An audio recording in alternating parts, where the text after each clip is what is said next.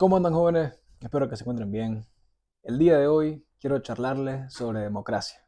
Más específicamente, plantear la pregunta del título. ¿Cuándo caducarán los sistemas democráticos? Pregunta que desde ya aviso es irrespondible. A lo mucho se pueden hacer pronósticos y yo voy a intentar algo parecido, pero el propósito del video en realidad es presentarles la idea de que nada dura para siempre. Frase que seguramente hayan escuchado. Y antes de proseguir, quiero desmontarla un poquito. Primero que nada, la nada es un concepto que existe únicamente desde un punto de vista filosófico o metafísico. En el mundo observable no existe tal cosa como la nada. Siempre va a haber algo hasta en un vacío aparente, ya sean partículas de oxígeno o hasta átomos todavía más pequeños. Y el resto de la frase, el que nada dure para siempre, es cierto que no podemos afirmar que haya algo que pueda durar para siempre, pero hay ejemplos que parecen tener cierta ambigüedad ahí. La ley de gravedad, mismamente, se dice que tiene un tiempo indefinido. Y cuando uno escucha indefinido, suele pensar que esa falta de definición está al final, en el futuro. Pero en este caso, tampoco está definido al inicio. O me pueden decir qué año apareció la ley de gravedad. Es algo que no entiende ni de inicio ni de final. Y que hasta donde sabemos, siempre estuvo.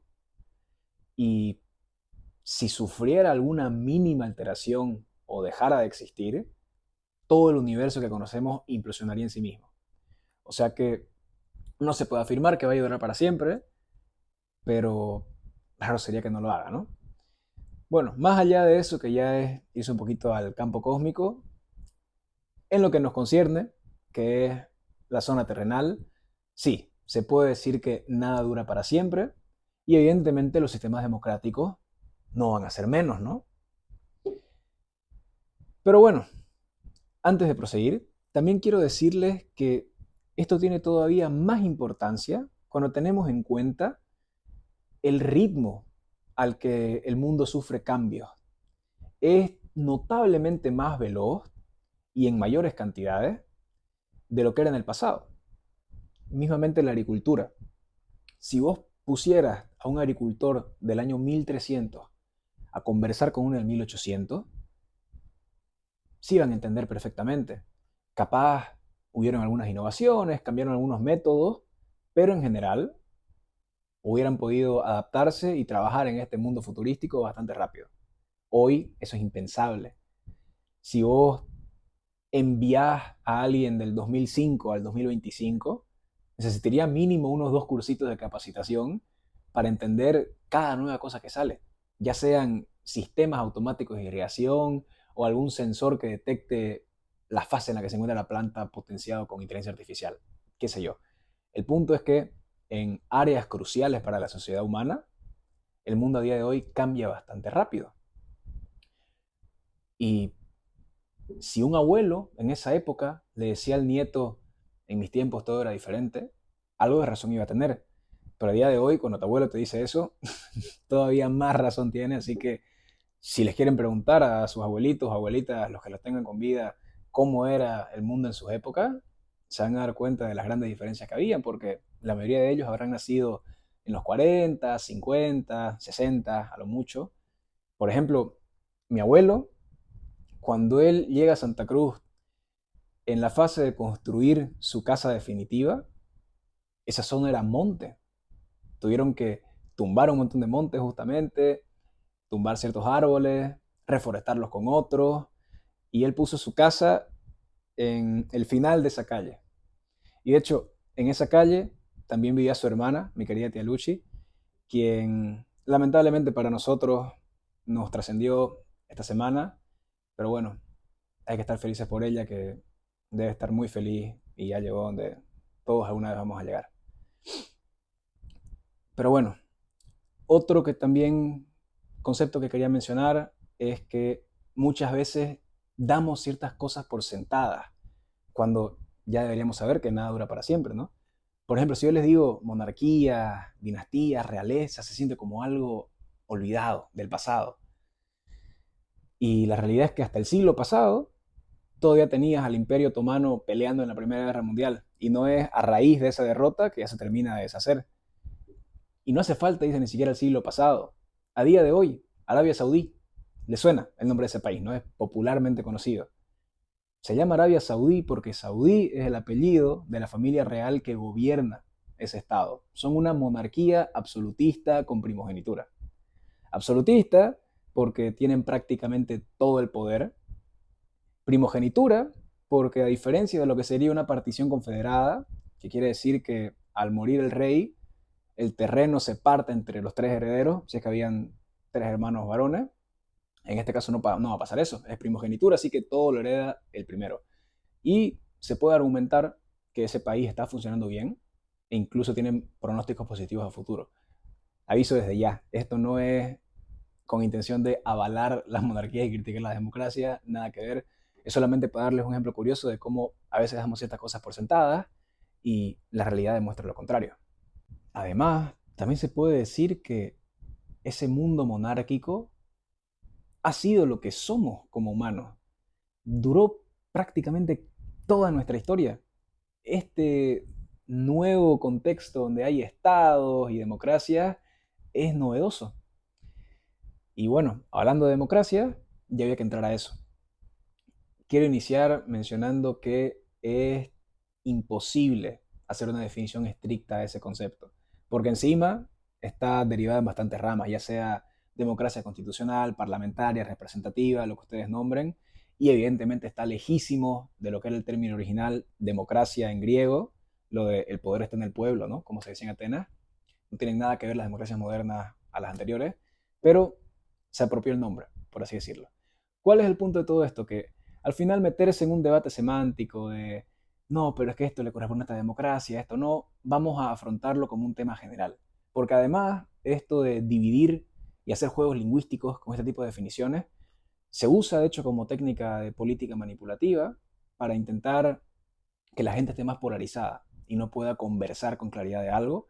Así que aquí vamos a tomar democracia como ese sistema que está prácticamente en todos los lugares del mundo conocido, sobre todo los de nuestra cultura, y que realmente varía bastante de región a región.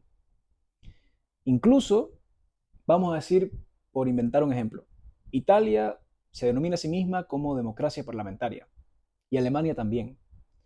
Si revisamos cómo funcionan cada una, van a ver infinidad de diferencias.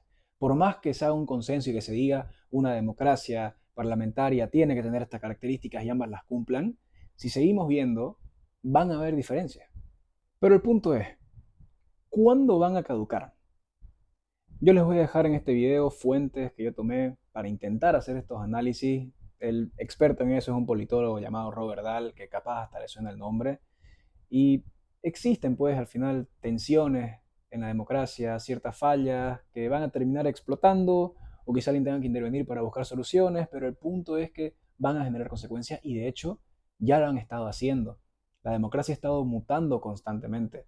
El punto es, ¿va a seguir mutando y se va a quedar bajo este nombre el resto de la historia? ¿O va a llegar a un punto en el que tenga tantos cambios que tengamos que ponerle un nuevo nombre? Una de esas tensiones puede ser, por ejemplo, que la democracia depende de ciertos factores que no son persistentes. Por mencionar uno de ellos, y para mí el más importante, es que la gente tiene que creer en la democracia, tienen que confiar que ese sistema puede beneficiarlos. Y esa es una idea que ya se ha empezado a deteriorar por las desigualdades que hay y porque mucha gente sigue pasando dificultades. Y justo ahí es donde quiero entrar. Si ya la democracia genera tensiones en un país como Alemania, que es justo donde estoy viviendo, imagínense lo que hace en un país como Bolivia. A Alemania se puede decir que hasta le viene bien oxigenar su sistema y ciclar partido cada 4 años, porque ya tienen una base sólida que no se va a desmoronar si matamos a la cabeza. Bueno, no matamos, ¿no? La cambiamos por un tiempo. Pero Bolivia no. No se puede decir que en un mandato es imposible hacer algo. Claramente se puede avanzar, pero para la situación en la que se encuentran muchos de estos países, hace falta más tiempo. Sí es cierto que nuestros mandatos duran 5 años, no 4, que sería lo normal, pero para que vean las diferencias que hay entre las democracias. Y si te reeligen son 10, que en 10 años ya creo que se puede decir que hay bastante margen. Pero justamente tenés que pasar por una reelección, lo cual es un proceso difícil, que además no estás garantizado de ganarlo, por más que hagas las cosas bien, porque las campañas políticas son una carrera de marketing. Gana el que puede poner más plata en hacer anuncios o el que mejor lo hace, ¿no? Pero al final es eso. No suele haber algún tipo de consenso o exigencias para ver quién puede hacer según qué cosa. Y bueno, de esta inestabilidad de Bolivia, ¿hay algún beneficiario? La respuesta lamentablemente es que sí. Y me he obligado a usar el término imperialismo, que ya sé que Evo lo prostituyó hasta más no poder, pero en este caso no deja de ser un hecho. Estados Unidos, por dar un ejemplo, es un gran interesado en inestabilidad boliviana para así poder lucrarse a costa de ello. Muchas veces en beneficio mutuo, pero otras no tanto.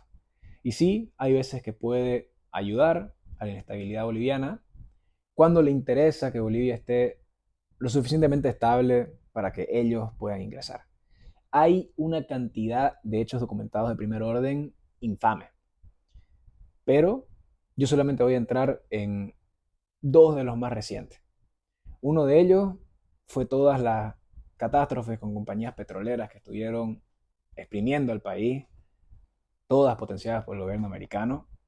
El primer ejemplo, Standard Oil, entre los años 20 y los 40, recibieron grandes concesiones en el Chaco y pudieron exprimir todos esos recursos, Bolivia recibiendo una fracción mínima, con un daño económico evidente, y que de hecho se comprobó que hubo evasión fiscal, fraude, y terminaron logrando nacionalizarlo de la mano de Germán Bush. Otro que fue con Gulf Oil, si no me equivoco, entre los 60 y 80, tendría que chequearlo, pero el punto es que recibieron como 3 millones de hectáreas, nuevamente Bolivia recibiendo una fracción mínima, y se logró comprobar desde la presidencia que hubieron fraude, hubieron acciones indebidas, entonces finalmente se logra terminar con este monopolio extranjero. Y otro, bastante triste, porque se está jugando con el agua, que es algo que la gente necesita para vivir, y ha sido en este siglo. Se llamó la Guerra del Agua. Manifestaciones debido a que se les vendieron los derechos del agua a una empresa Bechtel de Estados Unidos y privatizaron todo, subiendo los precios y poniendo tarifas excesivas hasta el punto que la gente se estaba muriendo de sed. Finalmente, Bolivia, tras mucho esfuerzo, logró expulsarlos del país y esta empresa intentó demandarnos por 25 mil millones de dólares por expulsión indebida y evidentemente el caso no lleva a nada, por suerte. En ese momento el gobierno de Banzer logra revocar el contrato, pero bueno, esto muestra cómo muchos países abusan de lo que es el sistema democrático para lucrarse, incluso cuando es a costa de otro. Así que bueno, para concluir y sobre todo no terminar en esa parte tan dura del video, quiero volver al inicio. Porque yo lo que les dije era que el propósito era mostrarles que nada dura para siempre. Y no es una perspectiva apocalíptica, porque no lo digo por quedar bien, sino porque de verdad los análisis indican que estas mutaciones o posible muerte del sistema democrático no estarían causando estragos en la sociedad. Sí, seguramente algunas dificultades, pero generalmente sería algo más positivo que negativo. ¿Por qué? Porque es completamente argumentable decir que los sistemas democráticos son lo mejor que hemos tenido hasta la fecha. Y si tengo que dar mi opinión por primera vez en el video, diría que estoy de acuerdo. Pero algo que también se tiene que afirmar es que son mejorables. Eso dicen todos los estudios y eso también se ve, se vive y se siente, apelando un poquito ahí a la emoción y experiencia subjetiva de las personas, ¿no? Así que eso, la idea es fomentar un poquito el pensamiento crítico y el mostrar que no hay que dar ciertas cosas por sentadas. Voy a dar ejemplos banales, pero es que hasta lo más básico.